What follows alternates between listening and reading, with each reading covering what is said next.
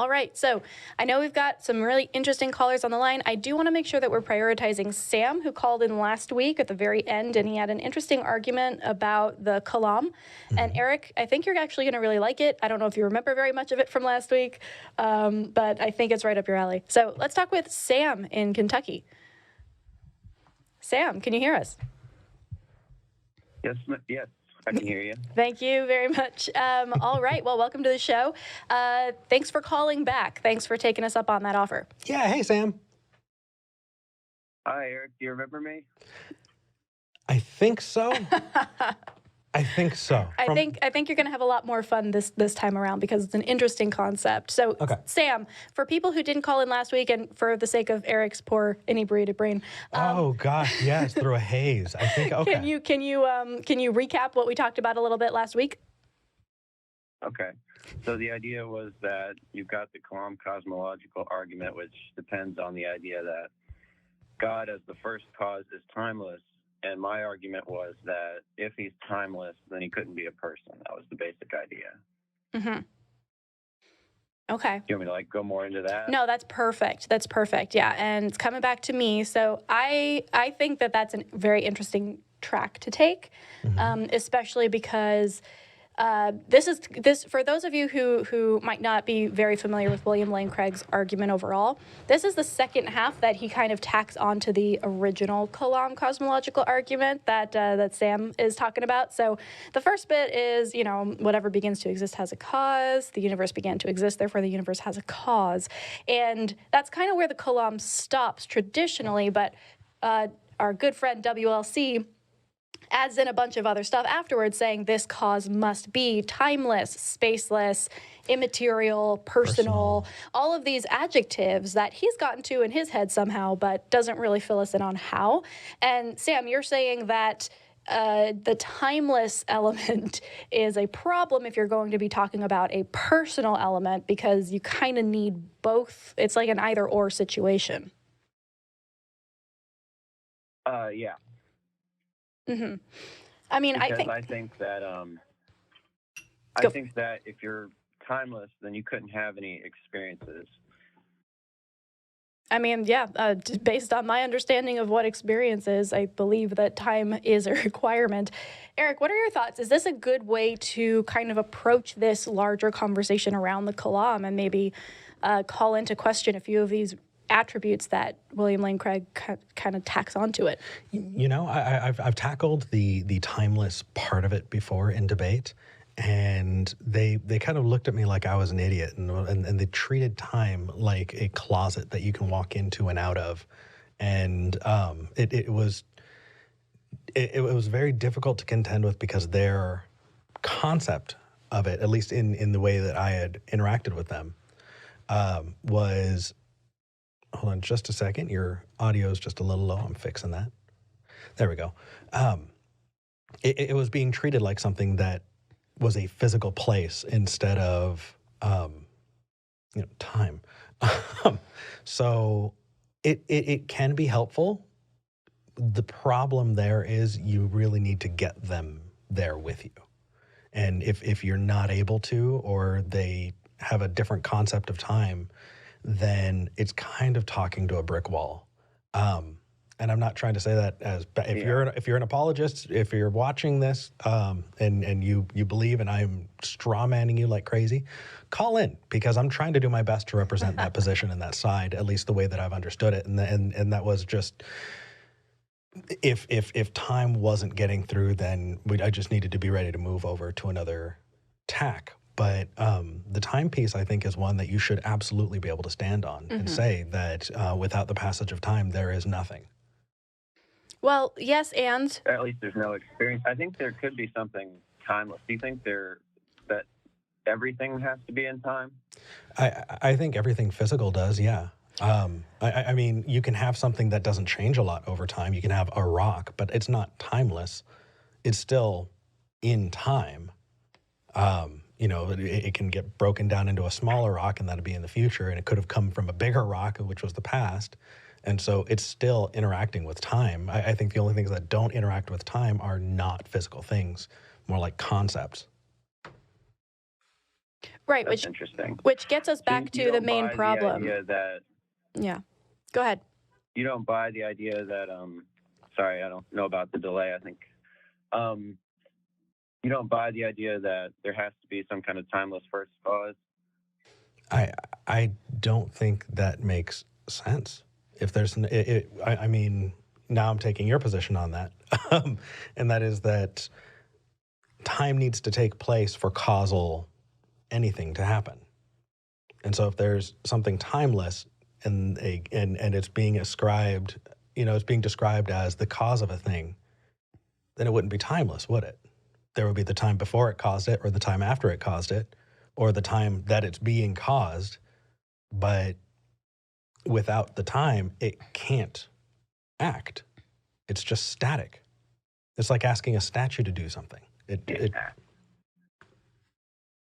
I think That's another interesting, 'cause part that's to like one of William Lane Craig's points. That's one of his points that I don't know if I'm on. he's like, if it's a timeless cause, like an eternal cause, then its effect would be eternal too, right? The effect, yeah. Well, I mean, the other thing that we want to make sure we're keeping an eye on here is if you come at William Lane Craig, full warning, if you talk to him about anything relating to time, he's going to go A theory or B theory of time. And then you're off to the races. Because let's see if I can break this down in a cohesive way. I did a little bit of research on this after, I believe it was Apologia put an episode out on this, and it was really interesting. So definitely go check his out. His stuff is awesome. I'm always plugging his shit. But essentially the issue there with just his concept of time is that he ascribes to the A theory of time, which is that the only thing that exists is the present. And everything else doesn't exist. Therefore, you can be outside of time if you're not in the present. So it kind of consolidates what time is as the only thing that exists is the present. What is the present? How far in either direction? No one can really say. So that's a problem. That makes absolutely zero sense. Right. So the B theory of time is the other theory, which is that time and everything exists simultaneously as kind of one cohesive thing that extends out in both directions. And the reason that William Lane Craig, I believe, dislikes the B theory of time is because it implies that infinite regress that he's trying very hard to get away from. And it's a lot more difficult to be outside of time if time is just a continuous existent thing. I'm curious if you could dig in a little bit to why you think presentism is unintuitive, because I always found it the more intuitive theory. Sure. So let's say you want to measure the speed of a thing. How are you going to measure maybe a fastball at a baseball game? How do you measure its speed?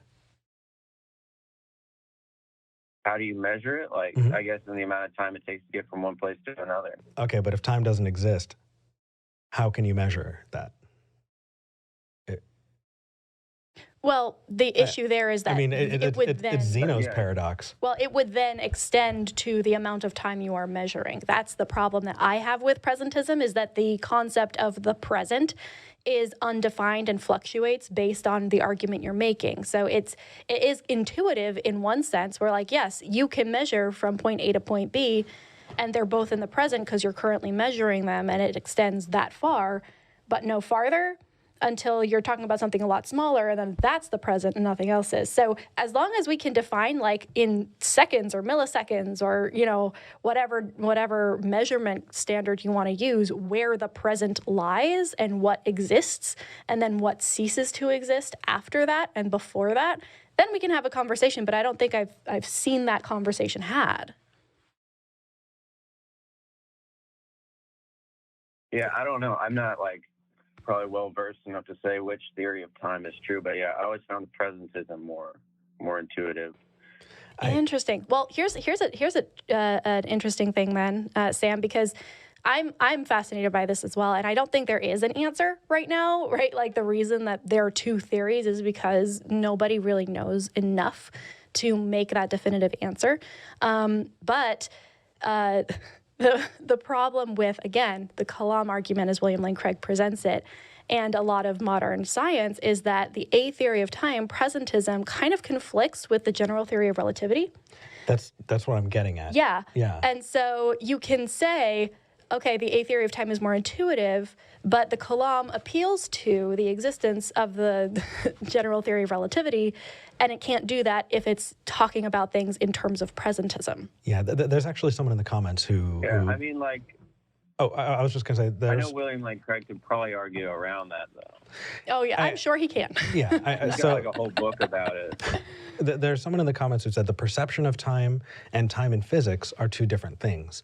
And while I understand that, if time, period, in any way does not exist, then you can't make those calculations. It's Zeno's paradox all over again. I'm confused. Why do you keep saying, like, if time doesn't exist? Like, I don't see how we got there to time not existing. Sure. So if there's no past, then how can you take a before and after the baseball got thrown?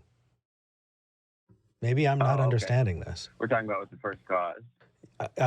Yeah, well, just specifically exactly. If there's no passage of time for the action to happen, then I think it's evident that you run into a problem when you try and measure it and realize that you don't have the tools to do that anymore. And then the other piece of it is just like you were talking about with Einstein's theory of special relativity, and this is the best that we've got, and I'm just some asshole on the internet, so I could be wrong, but I believe you need space to have time. Without space, you also don't have time. Those things are inextricably linked. Right. And so... Yeah, I don't... So to create a thing infers time. It also... To create a thing infers time. Time infers space. And you can't create time and space without having them to begin with. Well, this took an interesting turn. Like, as far as, like, that could be interesting. That's like a bit beyond me, I suppose. Like, I never understood the idea that space and time are like the same thing. They're related. Yeah, I think we do probably need to wrap up a little bit, just because we are moving into an area where we can hypothesize all day, but I'm sure there are answers that we don't actually have available. That's true. And I don't want to lead anybody down like a false path, because here's my thing. I could probably argue in one direction or another all day too, right? Like WLC. But I don't think that philosophy is a good substitute for science if we know the scientific answer to a thing, or if we do not have the scientific basis to talk about this in the way that physicists and cosmologists do, then I don't think that we can just say, oh, well, we're just doing philosophy and throw out unscientific ideas to try and get to the answer that we want. Yeah, we would not be doing very good with our platform if we were spitballing like that. Sam, I think that you hit the nail on the head initially by saying there's a problem with the kinds of adjectives that William Lane Craig uses in his argument, because they don't seem to go together. And whether that's timeless and spaceless being a thing, or whether that's, tying personal in there somehow without space or time, there are issues there. And I think it's worth diving into a little bit more. So thank you so much for calling in and for calling back this week. Yeah. Yeah, I hope that I'm interested. I'm hoping, I'd like to see more people maybe investigate this route, because I haven't really seen much discussion of the idea that experiences in time are inextricably linked. So I just hope to see more of that discussion. Absolutely. Well, you're the one who's, just get out there and start sharing. We've got a Discord, we've got a Facebook group. I'm sure people would love to continue this conversation with you. All right. Thank you. Thank you. Have a good rest of your day. That was nice. That was really nice. A good start to things. It's kind of nice warm up. Yeah. Apologies if that got a little bit esoteric. Definitely check out that Apologia episode about it. Super, super interesting. Also, I just want to shout something out real fast. I don't know if he thought that I caught on this or not, but right away I said, "Can you hear me?" And Sam said, "Yes, yes, I can." And I appreciate that so much. That is exactly the way you're supposed to do that.